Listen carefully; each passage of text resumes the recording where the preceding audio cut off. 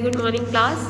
हमने जो last class में डिस्कस किया था उसके बाद वैल्यू एडिशन मेथड और उसके प्रिकॉशंस, ठीक है। इसके बाद अब हम जो डिस्कस करने वाले हैं वो करने वाले हैं इनकम मेथड को डिस्कस करने वाले हैं। आपकी बुक के पेज नंबर 88 पे गिवन है।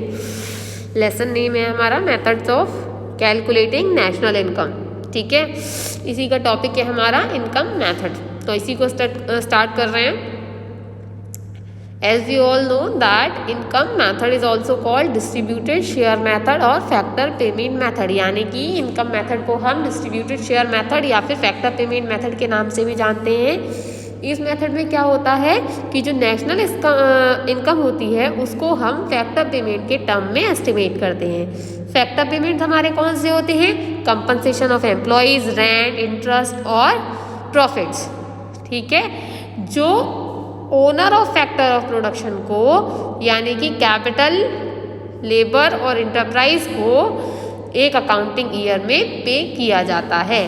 तो sum total of factor incomes generated within the domestic territory of a country by the resident और the non resident is called domestic income and net factor income from abroad is added to the domestic income to find national income. यानी कि जब हमारे किसी भी country की domestic territory में generate होने वाली टोटल फैक्टर इनकम, चाहे वो हमारे रेसिडेंट ने अर्न की हो या फिर नॉन रेसिडेंट ने अर्न की हो, डोमेस्टिक इनकम कहलाती है। और अगर इसमें हम net factor income from abroad को ऐड कर देते हैं तो हमारी नेशनल इनकम बन जाती है, ठीक। चलो अब बात करते हैं कि फैक्टर इनकम किसे कहते हैं।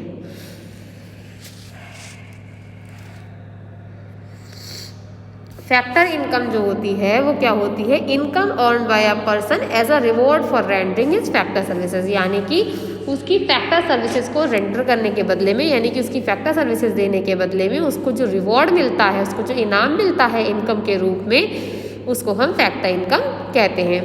ये जो है वेजेज या सैलरी की फॉर्म में भी हो सकता है, लैंड का रेंट हो सकता है, कैपिटल का इंटरेस्ट हो सकता है या एंटरप्रेन्योरशिप का प्रॉफिट हो सकता है, ठीक। जो फैक्टर इनकम होती है या अर्नड इनकम होती है, यानी कमाई गई आय होती है, ठीक है।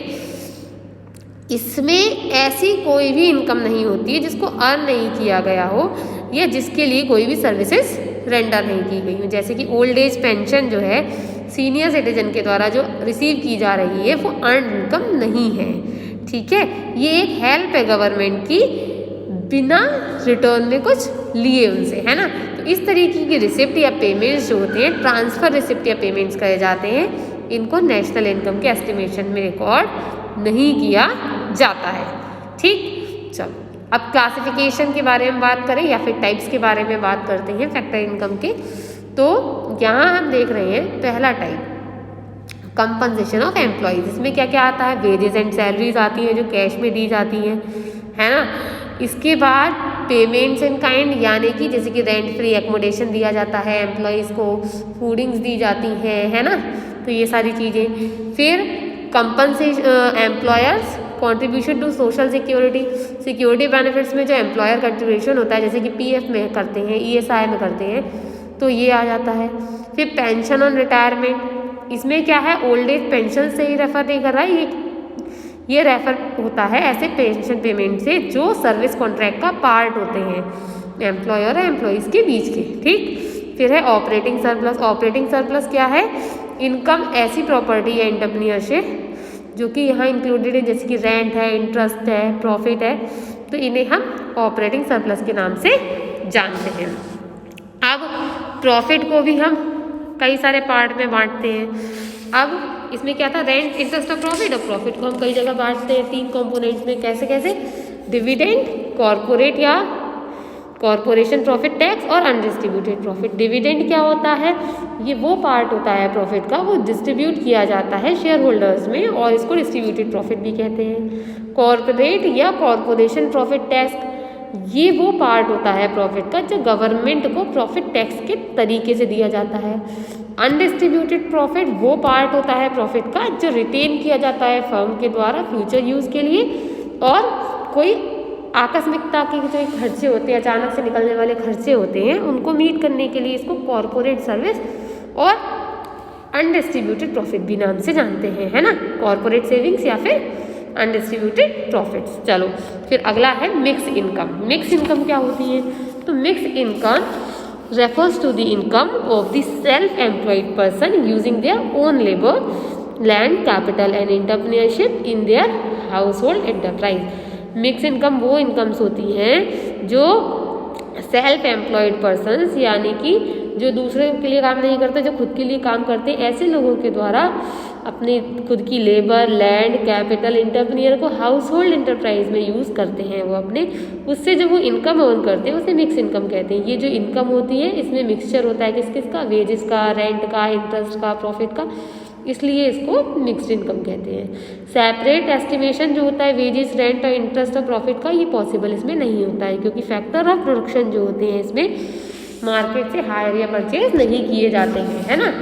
तो जैसे कि हम पहले भी देख चुके हैं कि total of factor income generated with in domestic territory of a country is called net domestic product at factor cost, है ना, या फिर सिंपली डोमेस्टिक इनकम। तो नेशनल इनकम जो होती है हमारी NNPFC, वो क्या होती है? इसमें हम क्या करते हैं?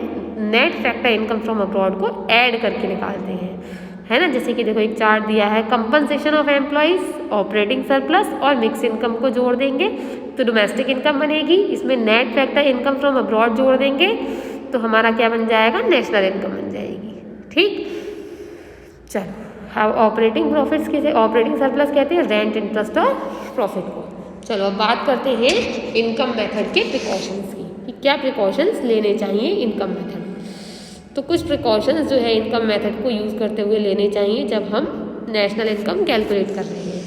ट्रांसफर अर्निंग जैसे कि old age pension, unemployment allowance, scholarships, pocket expenses वगैरह, इन सबको जो है नेशनल इनकम में इंक्लूड नहीं करते हैं क्योंकि ये ट्रांसफ़र पेमेंट्स होते हैं, ये कोई भी वैल्यू एडिशन हमारी इकोनॉमी में नहीं करते हैं। जैसे कि हम पहले ही देख चुके हैं कि रिटायरमेंट पेंशन्स जो होती हैं वो नेशनल इनकम में तभी शामिल की जाती हैं जब ये एम्प्लॉयज़ की कंपनसेशन का पार्ट होती है।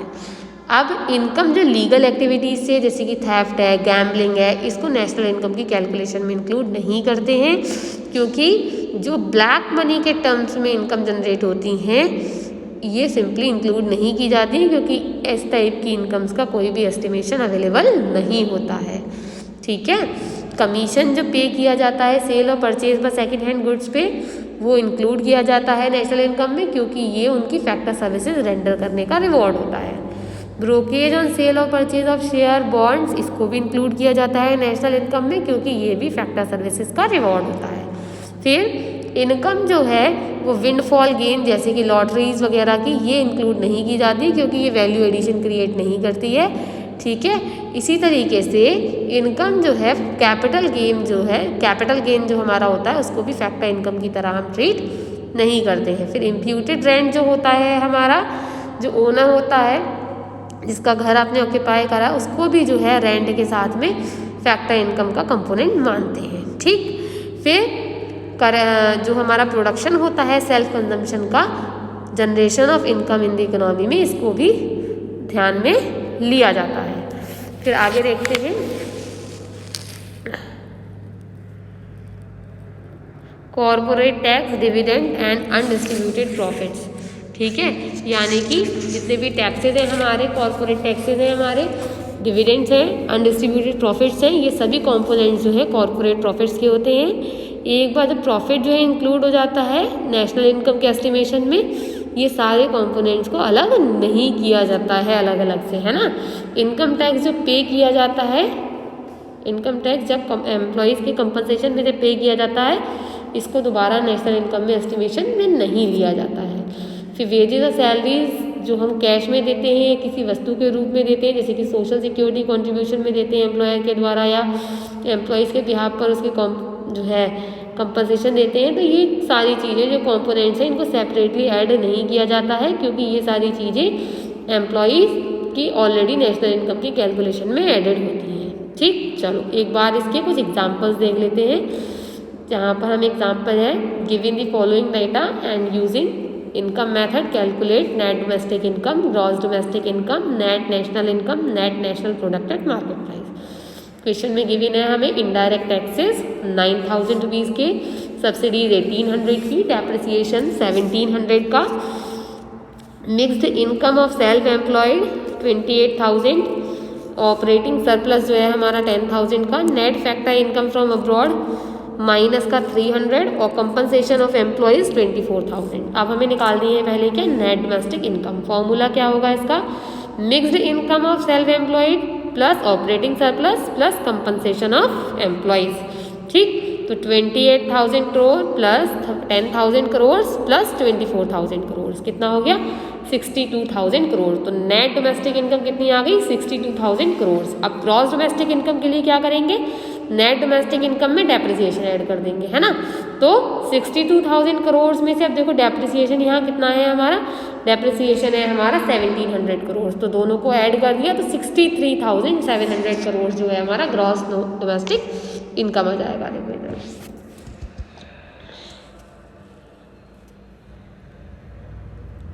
आ गया ना।